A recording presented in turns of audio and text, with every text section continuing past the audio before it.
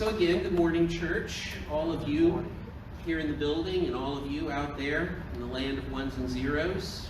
Thank you for clicking on us this morning. I was glad when they said to me, "Let's go to the house of the Lord. Our feet have been standing within your gates, O Jerusalem." It's the first two verses of Psalm 122, which was our scripture reading just a moment ago, which is our text this morning. And I don't know if you know the feeling that David is describing. David is the one who wrote this psalm, King David. That's what the attribution for this psalm says, a little squiggly bit in italics before the first verse. It says, a song of ascents of David. And I'll be, after talking about that little phrase, a song of ascents later on, so hold on to that.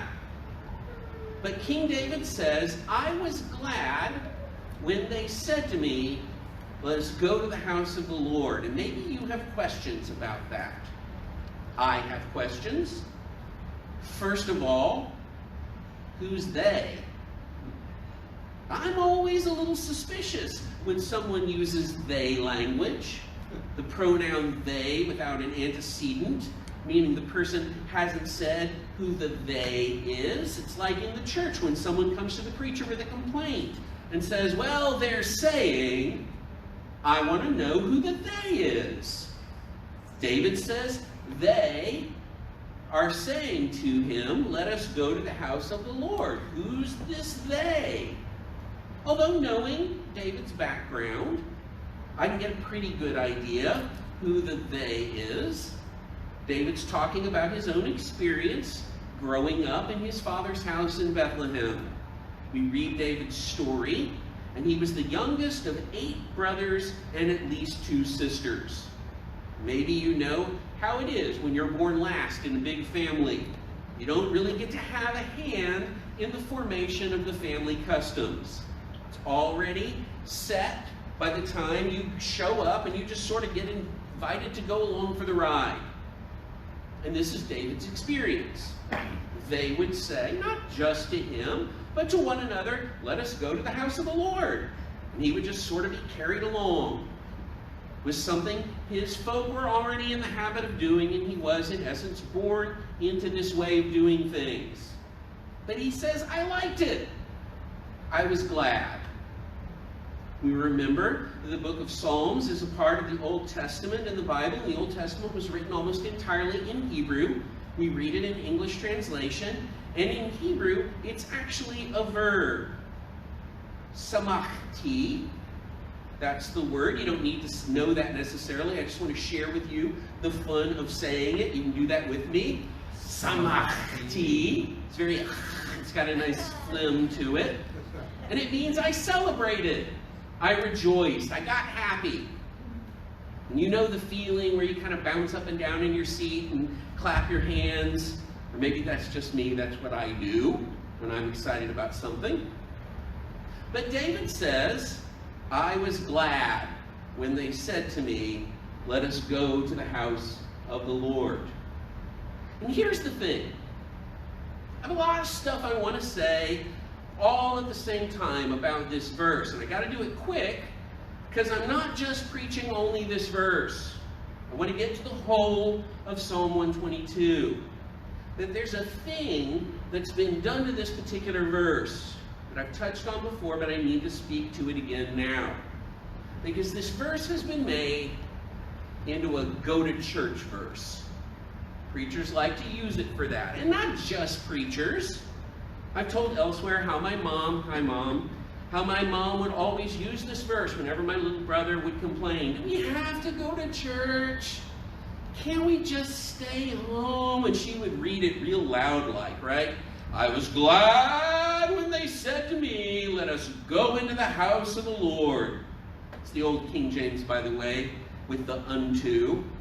She always quoted it from the King James, and she would just use this verse to drown out any idea that anyone in our household might be less than fully enthusiastic about going to church. I was glad when they said unto me. In other words, and you should be too. You have no option You must not only go, but you had better be glad about it, mister. Now, I have to say this because otherwise we do violence to the text. As much as preachers and parents might want this to be a command, it isn't a command. It is not a second-person verb in the imperative. It does not say, be glad when they say unto you, let us go into the house of the Lord. It's not a command. It's the description of an experience. In other words, it's testimonial. I was glad. Although, I also have to say, I understand the urge to want to make it a command.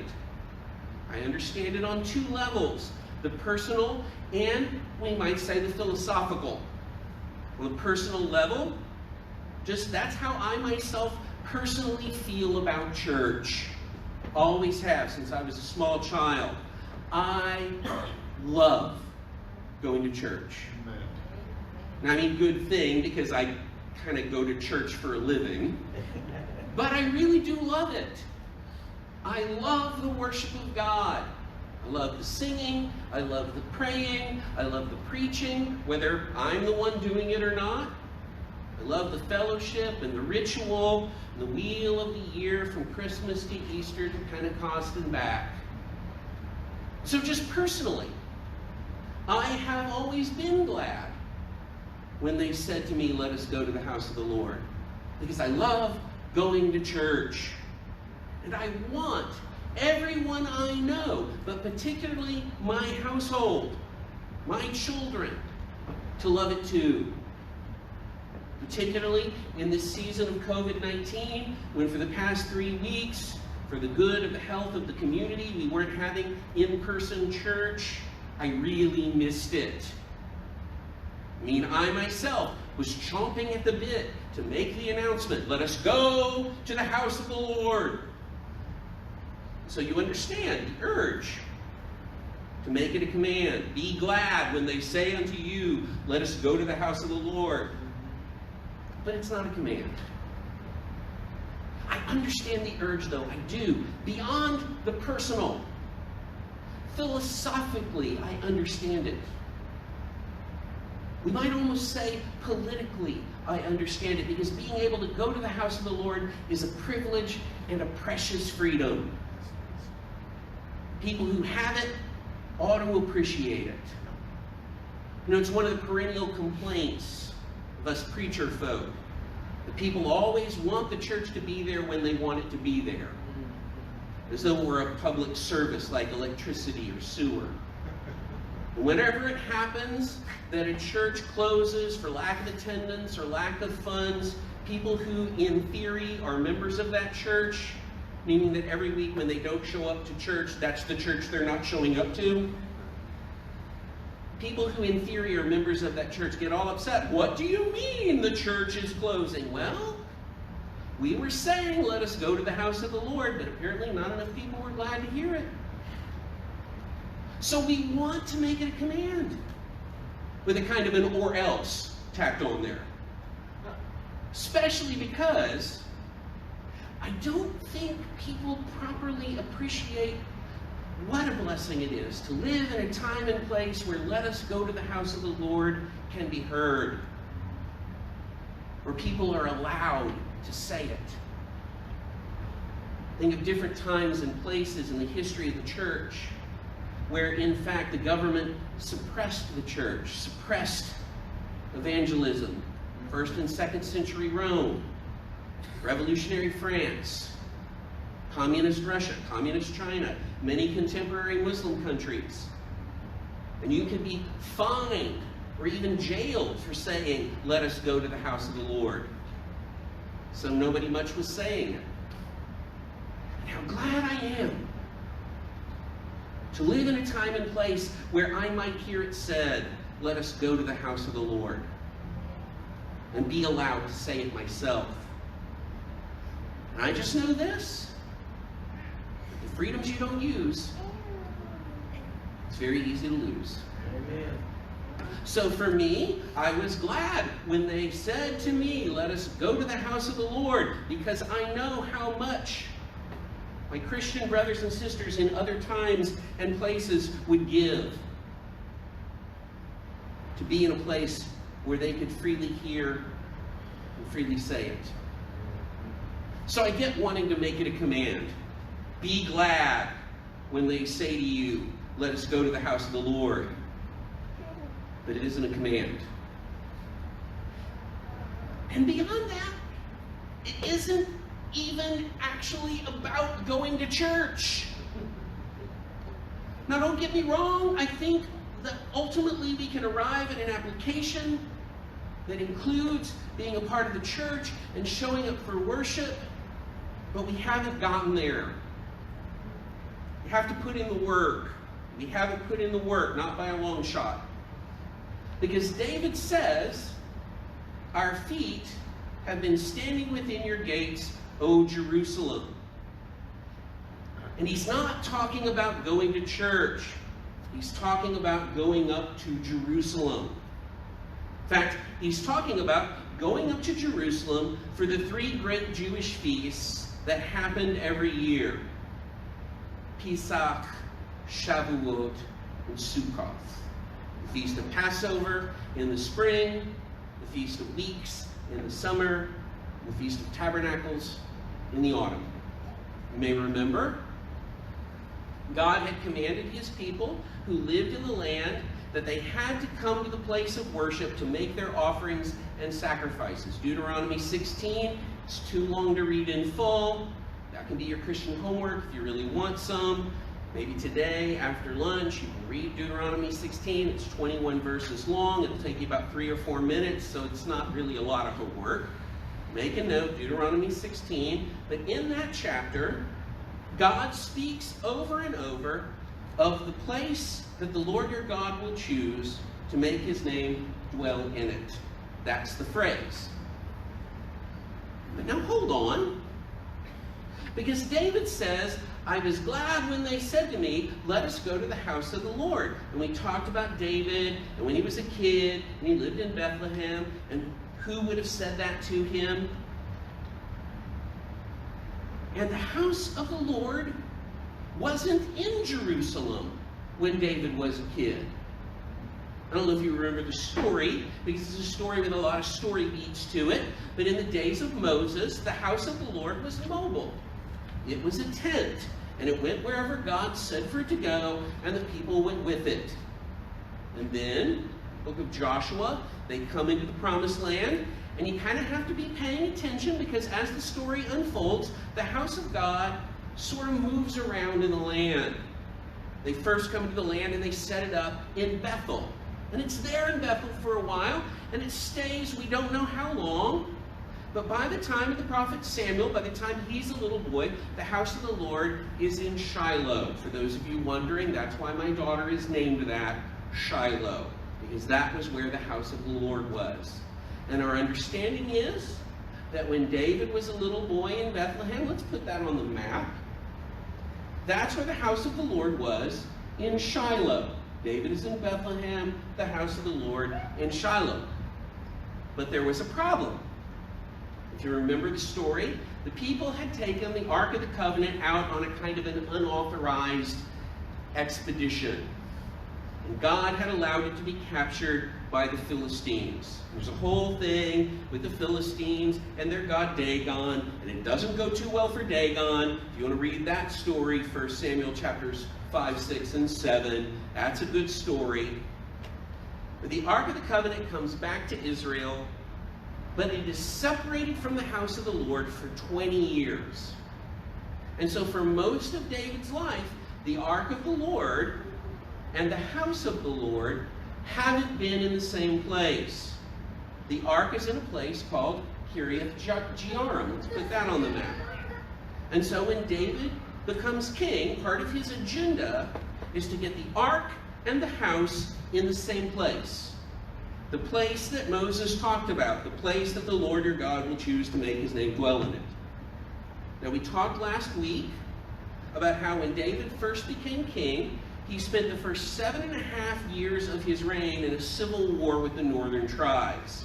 Because even though they apparently knew that he was God's choice, they were sticking with the house of Saul. And it was only after the heir of Saul was murdered and David prosecuted the murderers that the nation finally had peace, and they came together to crown David as the king of their united country.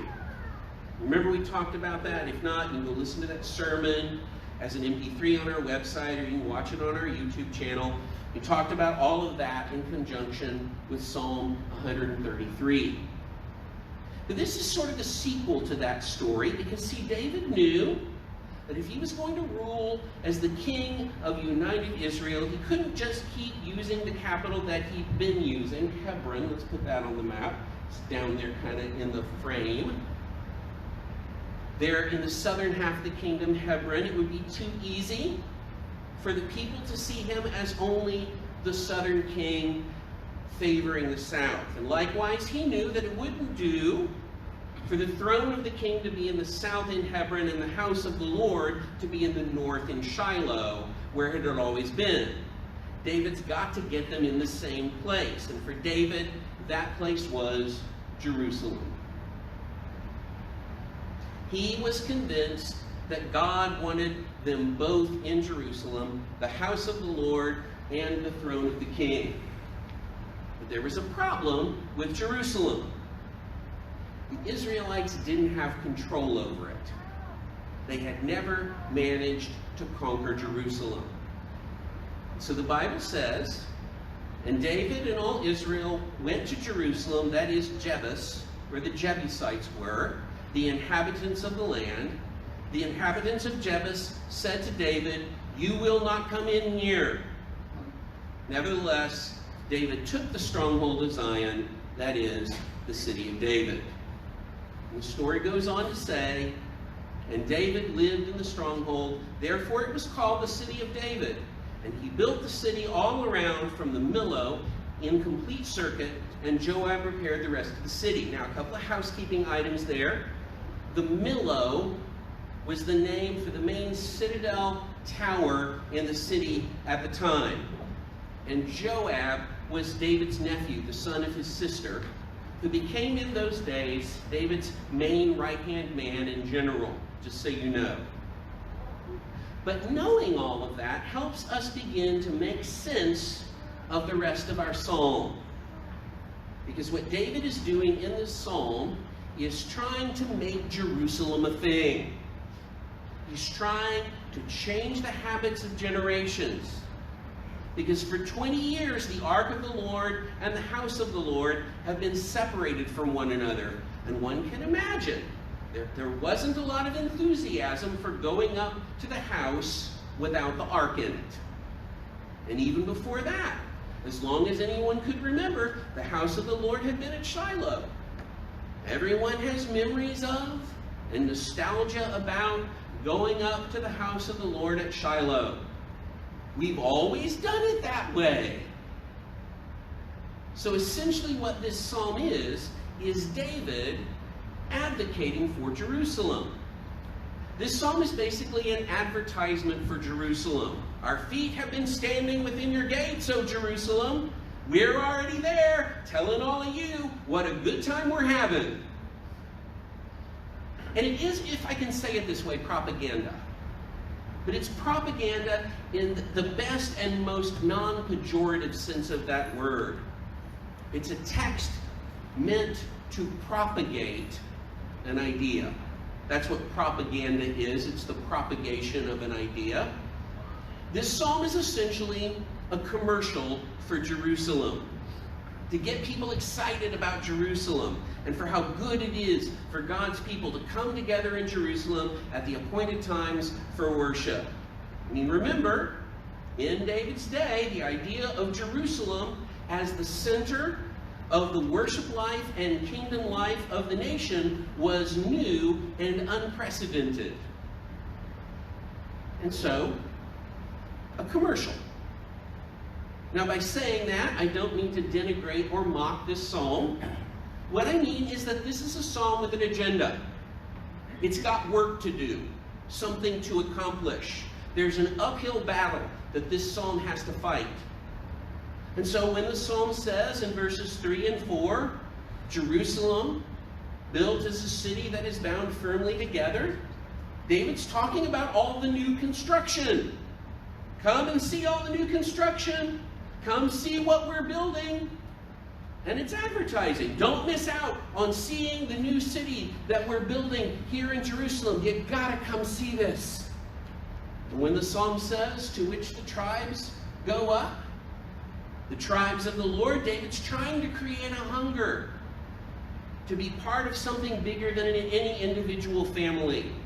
Tribal unity. Tribes are doing this. Your tribe is doing this. And something bigger than the individual tribes. National unity. The tribes of the Lord. It's advertising. Make sure your tribe is adequately represented at the house of the Lord. When the psalm says, as was decreed for Israel, to give thanks to the name of the Lord, David's reminding them of the law, Deuteronomy, the Torah. He's talking to them about obedience and responsibility and obligation and gratitude. And it's advertising. The Lord is the one responsible for giving us this freedom. He's the one who brought us our salvation. Surely the least we can do is show up in thankfulness. Come on now. I mean, this is a powerful piece of persuasion. Because David understands that he is having to bend the habit of long years. He's got a vision for something new and different and better. And he knows that it will only work if he gets buy-in from the people. And so he says, their thrones for judgment were set, the thrones of the house of David. And he's reminding them, not only are you God's people, but you're mine too. You swore an oath of loyalty to this king. This is the place. If you want justice, here's where you come for it. If you want to see righteousness done in our country, this is where you come for it. This is where it's happening. And I really admire this. It's so wise. Because David understands something very important. And it's the reason that a classical complete speech like a sermon has 3 points. Even when you don't point them out, point 1, point 2, point 3. Because what David understands is that the route from the head to the hands and the feet runs through the heart. The route from knowing to doing runs through caring. How do you get people to care? Well, David knows that a really good way to get people to care is to sing them a song. And to get them singing too. A song will absolutely do it. I remember when I was a kid, television advertisements, this may seem really weird to some of y'all, but television advertisements back then, a lot of them were these amazing production numbers. Nowadays, everybody fast forwards through the commercials and has ad blockers and whatnot. So they got to move fast, the ads, and they're like 15 seconds long. But back then, commercials were a whole minute long, 60 seconds. And they were really out to capture your attention. And a lot of times what they would do is sing you a song. And so they would sing you a song about cola. I'd like to buy the world a Coke and keep it company. Or a song about bread. Yeah, Old Home is good bread. Or a song about jeans. I'm wearing my Levi's. And they knew that a song can get in you when nothing else will. And I know that that's true because I can still sing them. After all those years, I can still sing those songs, and I still have good feelings about them. And it wasn't just brands of soft drinks, or bread, or pants. In the labor movement, in the late 1940s, and the civil rights movement in the late 1950s wanted to move people to action, they knew that the route from the thoughts to the will was through the fields. And they sang, "We shall overcome," they sang. And they sang it, and they sang it, and people wept, and they marched, and they locked arms, and they changed the world. And that, by the way, is part of the reason that the church was born singing. And that the longest single book of the Bible, 150 chapters, is a songbook, the book of Psalms. Because if you want to move someone, especially yourself, from knowing the right thing to do all the way to doing it, the route from the thoughts to the will is through the emotions, and the way to get there is a song. So David teaches people to sing. And it's not until he gets to verse 6 that he actually asks the people to do anything. Up until then, it's all just statements in the indicative. I was glad, and look at this, the city is great, and the tribes are going up. And then he asks them for commitment. And it's this: pray for the peace of Jerusalem. May they be secure who love you.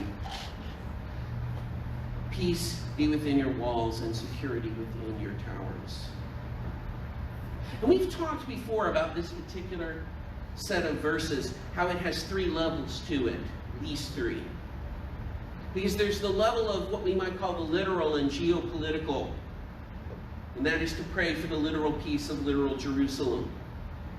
And that's a thing that Christians should do, because Jerusalem is a global hotspot. And a lot of Christians believe, not all Christians, but a lot of Christians believe that Jerusalem is bound up with the whole matter of the end times. And there is a very real sense in which the world is only as peaceful and secure as Jerusalem is. And the peace of Jerusalem was very much on the heart of Jesus. The Gospel of Luke, Jesus weeps over Jerusalem and says, "Would that you, even you, had known on this day the things that make for peace.